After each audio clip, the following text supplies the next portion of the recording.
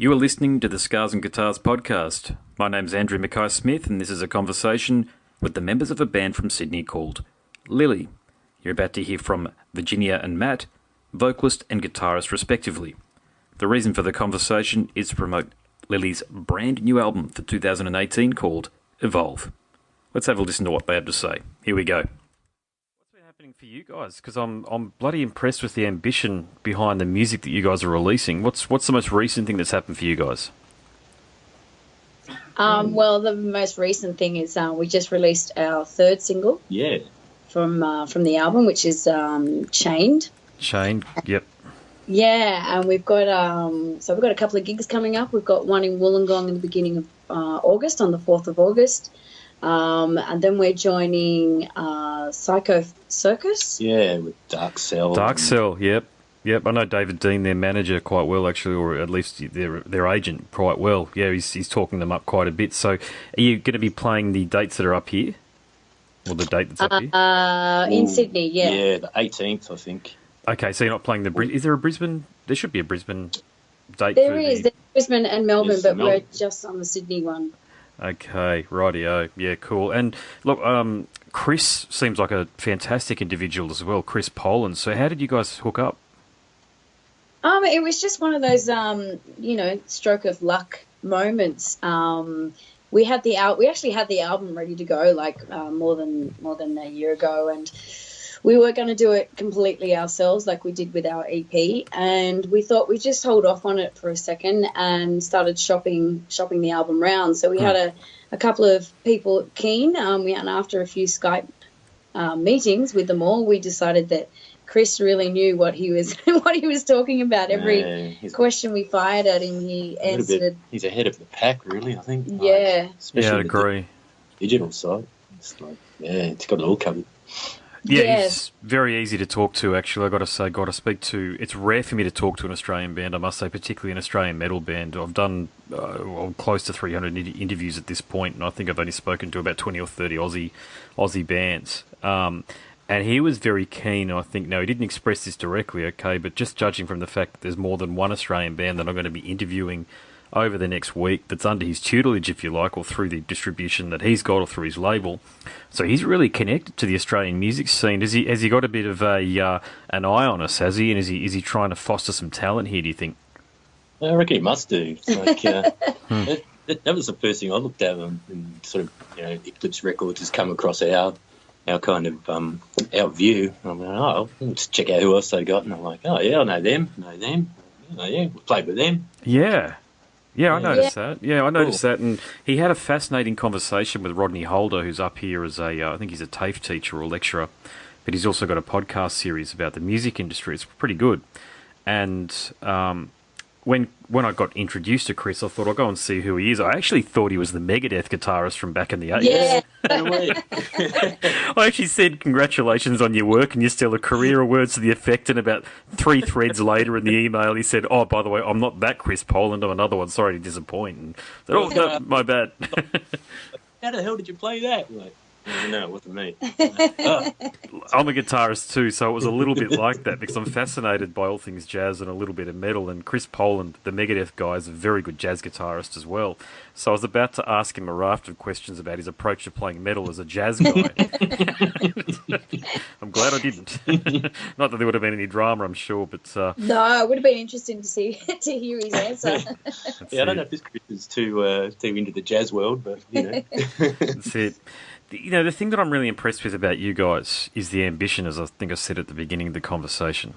Look, I do get a lot of demos, believe me. Not so much demos, actually, full-fledged releases. Some of them sound like demos in the 2018 sense. Yours doesn't. It's very polished. It sounds like as though I like thinking of different package tours and when music finds a place in my life. And I say this often with bands that have your sound, but beautiful driving music. Having it on in the car, the way it comes through car speakers and the like. And I also think that if it could ever be arranged, Five Finger Death Punch would be an excellent tour companion for you guys. So tell me about your ambition, because you've definitely got a professional recording here. I guess the overall kind of vibe with the way we write and construct stuff is just myself and the bass player, we'd been in previous projects together, and like very ambitious kind of music, very proggy and time signature oriented. And we just sort of like got to this point where we're like, okay, man, let's concentrate a lot more on melody and like, having nice layers and weaving, meandering structures and things like that, and not sing about the trees and like weird concept album prog kind of things.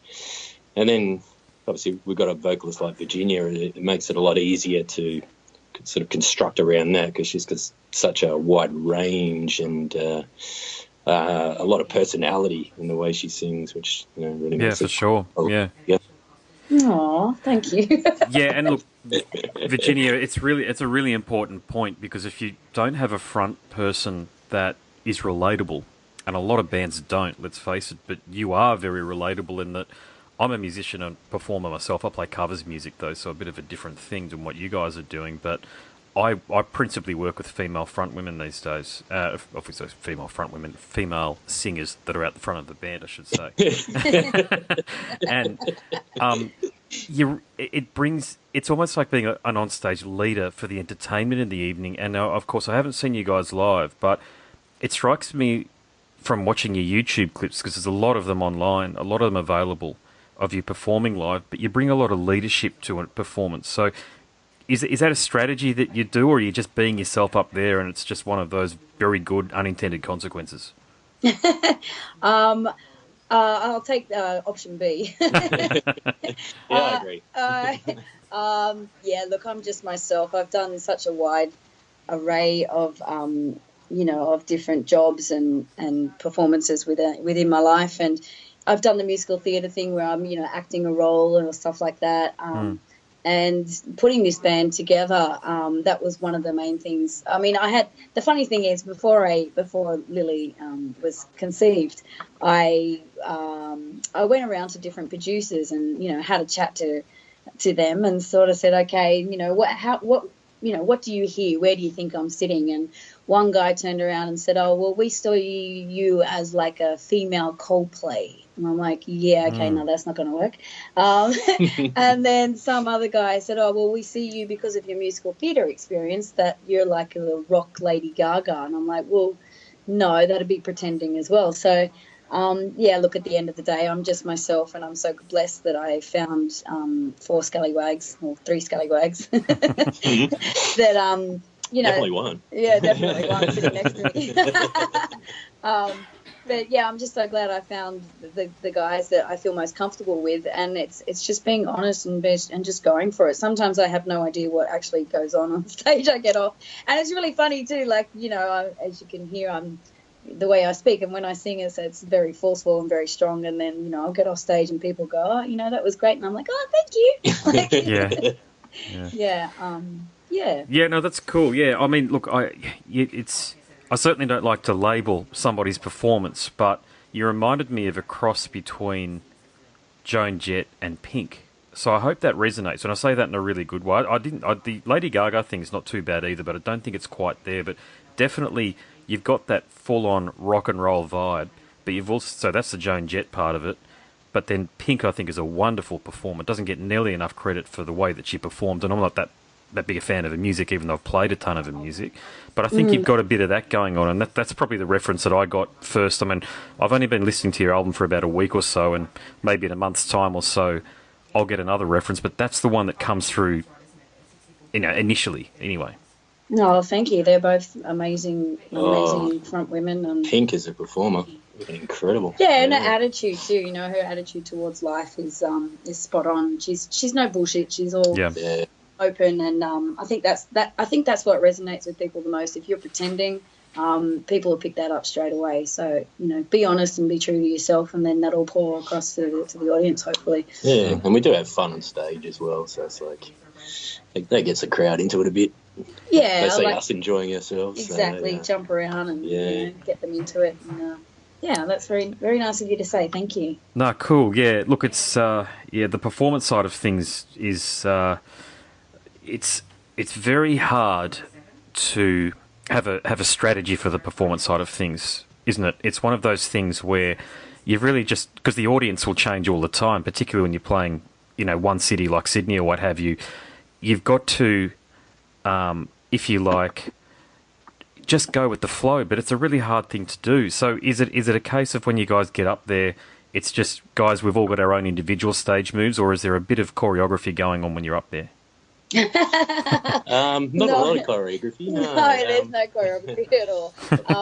We all just go for it. We just all have fun and play off each other. And I think in the live reviews we get, they're generally along the lines of, they play this stage like they're playing Madison Square Garden or a big stadium gig or something. So I guess if you're thinking of maybe on stage moves and stuff like that, it's probably play to the back of the room kind of thing. Oh yeah, gotcha. How do you guys find Sydney? I mean, you're obviously from. Oh, I should ask first and foremost. I know you're in Sydney, but are you guys from Sydney or elsewhere? I'm originally from Perth, but I'm born and bred Sydney girl. Yeah. How do you find the music scene down there? Because I was in Velveteen about 15 years ago, and that was based in Sydney. It was tough, I got to tell you. Found it pretty tough, yeah. And I think a lot of bands do. I think I've spoken to less bands from Sydney than anywhere else, any other capital city. I think I've spoken to more bands, to be quite honest, guys, from Hobart than I have from Sydney.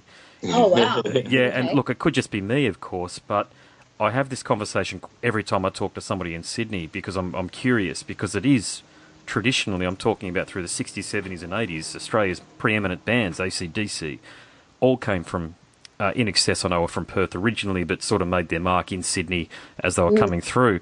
But Sydney has traditionally been the hotbed for rock and roll in Australia, but things have shifted, I think, a little bit. So what's your guys' take on the Sydney scene? Oh, it's super frustrating. Yeah, it's like a lot of Sydney-centric kind of things. It's like people go for the winners or the whatever's the latest flavour, things like that.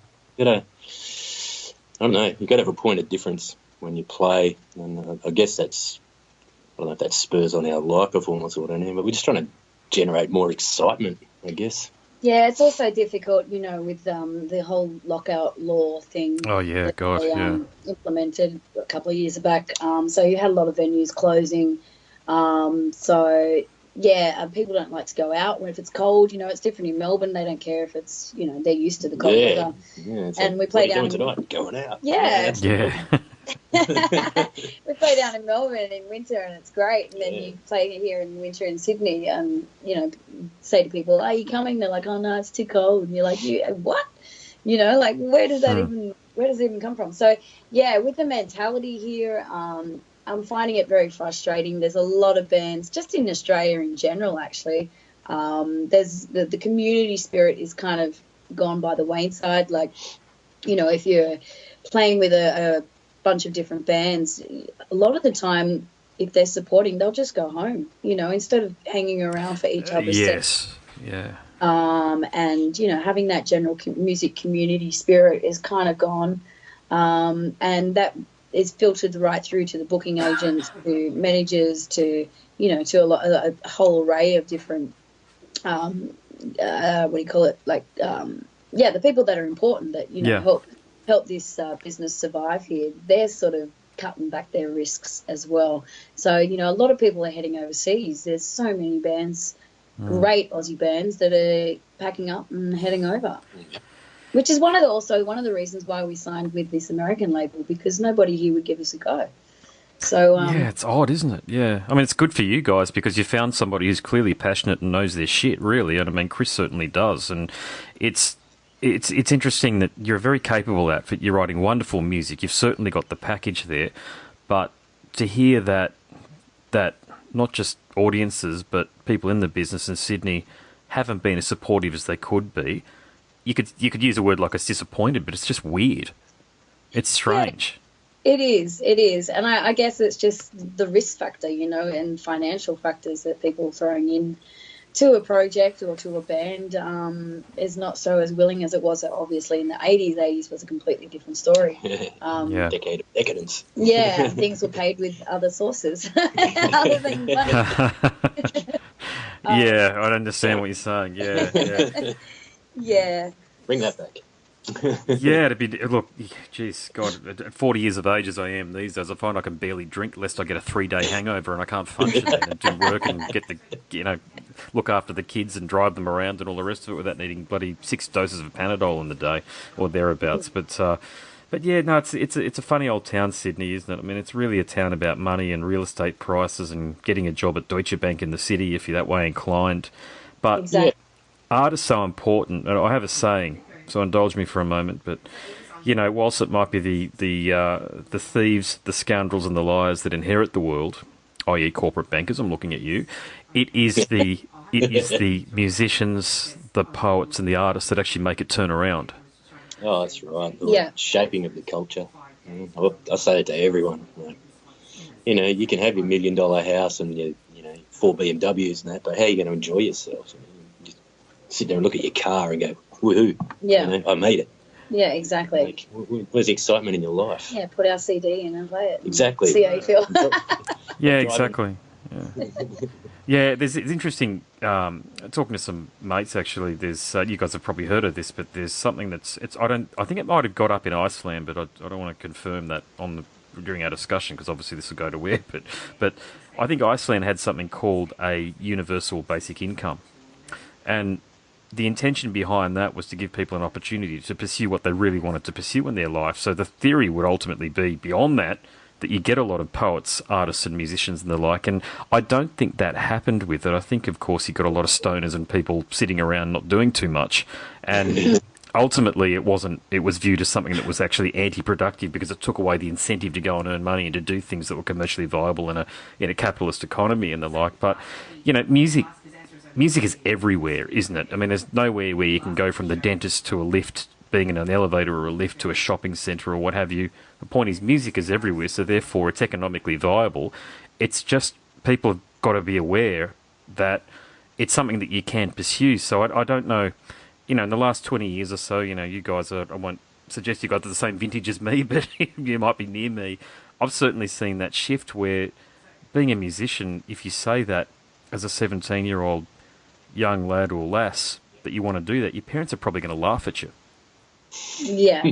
Yeah, I think it depends on the parents, of course, but their main concern, of course, is your security. Yeah. And being education. Education, and being a musician isn't very secure. But then look, it's a 1 in a million draw, really, isn't it? There's lots of success to be had. You just got to work hard, and you've got to play smart. And I think the problem is the tall poppy syndrome here, which has been embedded in our culture for so long. Yeah, man, it's still there. You guys cop it, do you? In other words, you guys get some feedback at gigs or on social media or so with people trying to say some negative stuff. Is that what happens a little bit? Not overly. Not overly, no. We did have one guy write us a message which was like, wow, okay. They're sitting behind their computer, so you don't know who they are, and there's lots of trolls out there. But that comment that he made was a bit like, oh, okay. Yes. I won't say what it was. But, he sounded like a jaded musician. Yeah, a little bit. Oh God, yeah. Look, I perform just about every weekend or every second weekend these days or so, and the musicians are the ones that actually punish us badly as covers performers. So we play in the Treasury Casino here or wherever we might be, and you can see them. They've had 7 or 8 beers. It's getting towards the end of the night, and they want to give you a piece of their mind about how they can fix your band because they did sound at Mustang Bar here in the Valley in the late 90s or something, and you're like, oh God. I've just developed, I wouldn't say a thick skin, I just avoid it these days by pretending that I'm engrossed in my phone and I can't talk, or I go and call Telstra or something and start talking, so I don't have to sort of interact sometimes, and I'm not saying I'm rude at all, but if my general rule is my general rule at gigs is if you're drunk, I'm probably not going to talk to you, because it's just too many punishes. And that's the term, and it punishes me. Really funny one happened. I was in a band called Vinyl Frenzy, and we're playing down at Currumbin RSL, and there was this guy now, because I'm playing a lot of covers, and the sort of music I'm playing is is really geared toward the RSL clubs and the leagues clubs, those sorts of things. And there's a bit of a different scene up here, and the old-time rock and roll is still quite big here in that scene. So we're playing that sort of music, and consequently he played to roomfuls of 60-year-olds and 70-year-olds. No problems there. But what surprises me is the amount that get absolutely shit-faced. I'm talking fall over chairs drunk. And you'll occasionally get one of them who loves music, like that's their passion, whether they're musicians or not. But had my drummer mate, he's ex-military, and he himself was in his 50s, and this fella was zigzagging, but nobody around him, of course. He'd had a lot to drink, and he came up and tried to tell him how to play drums. And I wish I'd recorded the conversation because he couldn't form a sentence. He was so drunk. And Gary, being such a gentleman, just took it. And I was laughing. I mean, I wasn't being rude or anything like that, but I was internally laughing. And then when the guy eventually left, I just said, put my hands on his shoulder, said, "You copped it. You got one of the best ones I've ever seen." So there is some humour to it occasionally as well. Yeah, definitely. Right. So you guys, sort of about touring, has there been, with the label over in the States, has there been opportunities for you to go over there? Because I meant what I said earlier about Five Finger Death Punch as well. I know that they get a lot of punishes themselves online, but I've spoken to, Jeremy Spencer, I think it's a drummer. Awesome guy, really genuine. And bands like that, I think it'd be a wonderful match-up for you guys. So is there an opportunity for you to go over to the States and do, say, 30 dates in a row and potentially build an audience there by playing live? Yeah, that's the plan. Sometime next year. Chris because we're a brand new band starting out, he wanted to release this album and kind of build up the hype first before we headed over. So we are looking at doing, some sort of tour. We haven't actually settled anything in paper or stone as yet, but it is on the drafting board. I'm not sure when exactly, but it will be happening. Sweet. And what about bands that you could team up with? Have you got some ideas there? I mean, even if you're just sort of talking around after a couple of beers and sharing some thoughts on who an appropriate tour mate might be? Oh man, I would just, I was going to say cream my pants, but that sounds really wrong. See how good it is. Seven Dust. Yes. That would be my dream come true. Yeah, no, we like them. But Five Finger, they're amazing. That'd be quite cool. Maybe you should put us in touch with them. Strangely enough, I've really only really started listening heavy to them in the last probably 6 months. Yeah, right. Yeah, they're cool. Yeah, look, I think they're very misunderstood. A couple of things. Their political opinion is definitely not with the grain. I wouldn't say that they're pro-Trump, but they're certainly not anti-Trump. So they cop it because of that. Right. They've been in a lot of glam metal bands as well. Jeremy was in Wasp, with Blackie Lawless. Oh, yeah. And, I grew up with Wasp, and I'd love to. Blackie's on my bucket list in terms of interviews. I'd love to have a chat to him.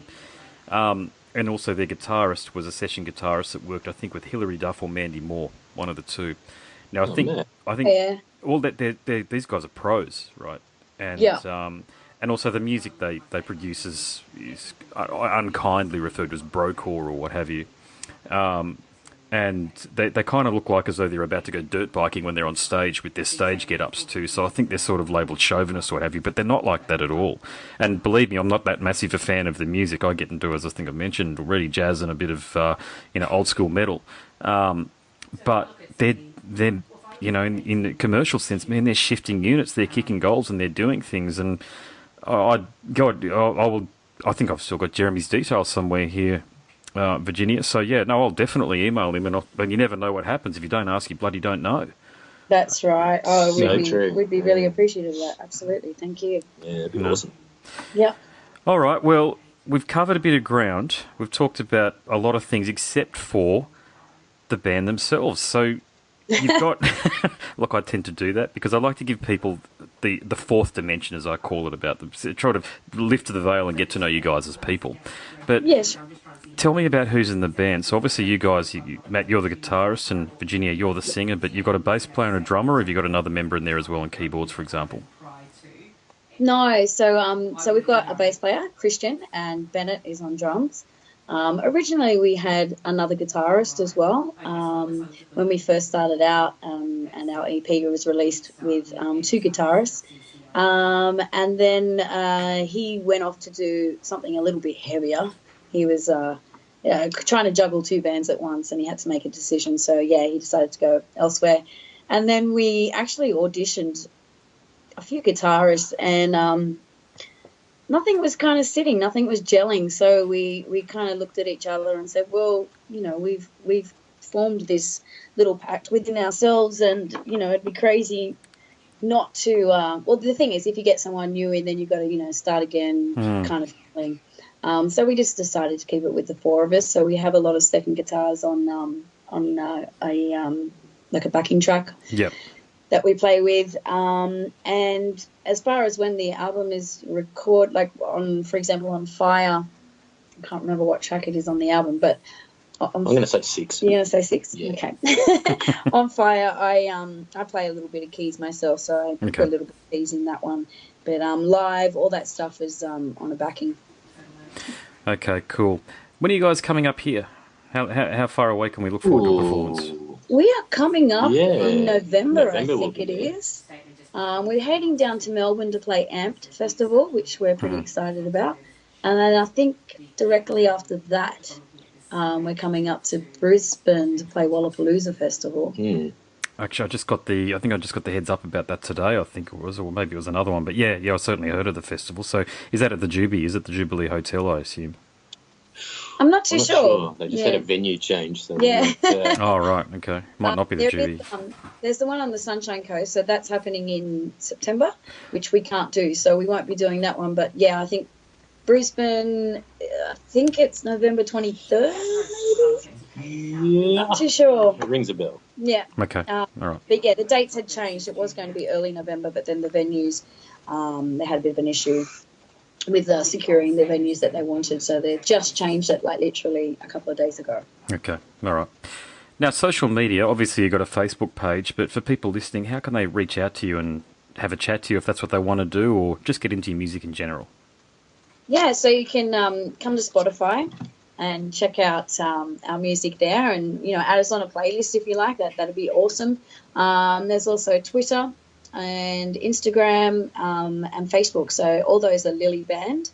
And also on YouTube, you can come and subscribe. But hit us up on Facebook. That's our main port of call for, messaging back and forth. We're pretty quick with responding. And, of course, there's always our website as well that you can go to and find out all the information, what's going on. Yeah, it's lillye.net, that one. Okay, .net. All right. Wicked, guys. That's it. You are listening to the Scars and Guitars podcast. My name's Andrew Mackay-Smith, and that was my conversation with Virginia and Matt from the band Lillye. Thank you so much for listening.